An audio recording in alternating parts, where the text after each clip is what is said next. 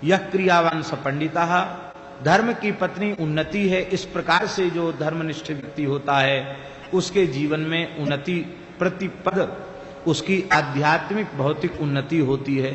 उन्नति ने दर्प को जन्म दिया। आध्यात्मिक संपत्ति जब बढ़ती है, यहाँ दर्प वह आसुरी संपत्ति वाला दर्प नहीं, दंभो दर्पोभिमान से वो दर्प नहीं है। यहाँ दर्प का अर्थ दूसरा है।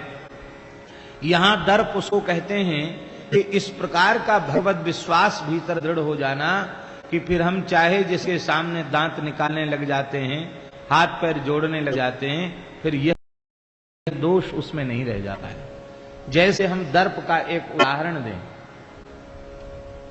अकबर बादशाह अपनी फौज पलटन के साथ फतेहपुर सीकरी जा रहा था दिल्ली से। मथुरा के निकट उसका पड़ाव पड़ा।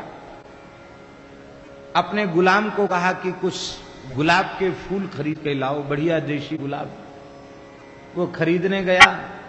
विश्राम घाट के निकट एक माली था, बहुत सुंदर ताजे खिले हुए गुलाब के एक टोकरी भर के पुष्प थे।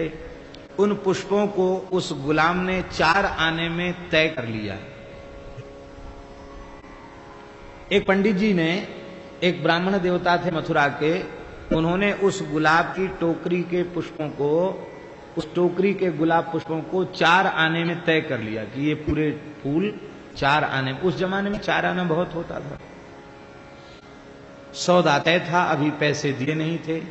तब तक बादशाह का गुलाम आया। उसने कहा कि नहीं नहीं, ये तो बादशाह सलामत की सेवा में जाएंगे, ये फूल, ये गुलाब के फूल बादशाह की सेवा में जाएंगे। बोले इनका तो सौदा हो गया। कितने में सौदा हुआ? बोले 4 आने में। बोले हम 8 आना देते हैं। तुम कौन हो हमारा सौदा बिगाड़ने वाले? पंडित जी ने, ब्राह्मण देवता ने पूछा। उसने कहा मैं शहंशाह जहां पनाह अकबर का गुलाम हूं, उसका सेवक हूं। यह सुनते ही ब्राह्मण को दर्प आ गया। इसको कहते हैं दर्प, कि नाचीज एक बादशाह का गुलाम इतनी सामर्थ्य रखता है कि ठाकुर जी को न चढ़े, बादशाह को फूल उपयोग में आवे, तो मैं अनंत कोट ब्रह्मांड नायक सर्वेश्वर पात पर ब्रह्म श्री गोवर्धननाथ का गुलाम हूं, श्रीनाथ जी का गुलाम हूं, तो फिर मैं क्यों पीछे हटूं?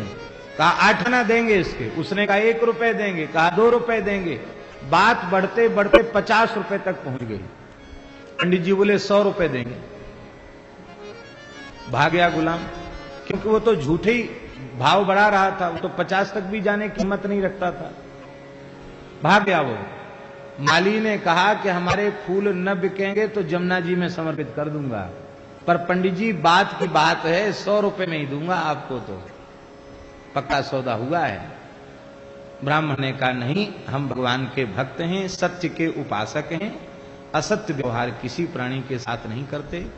उन पंडित जी के आभूषण, बर्तन, घर की सारी सामग्री 100 रुपए में बिक गई। उनकी चल संपत्ति 100 रुपए में बिकी।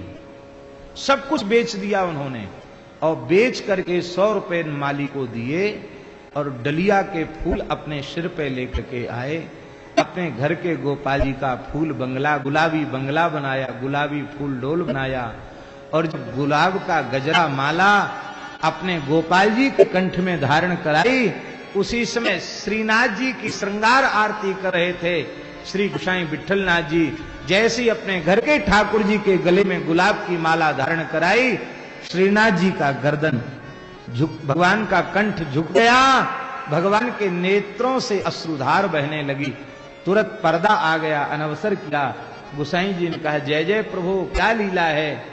भगवान ने कहा गोसाई जी, उस ब्राह्मण के भावपूर्ण पुष्प के हार का भार मुझसे सहन नहीं हो रहा है, उसकी सेवा के भार से मैं दब गया हूं। भगवान ने उसका चरित्र सुनाया और गोसाई जी ने उसको भेजकर ठाकुर जी का दर्शन कराया। फिर जितना गया था उससे कई गुना आ गया, गोसाई जी ने दे दिया। लेकिन इसको कहते हैं दर्प। धर्मात्मा मनुष्य इस प्रकार के भाव से संपन्न हो जाता है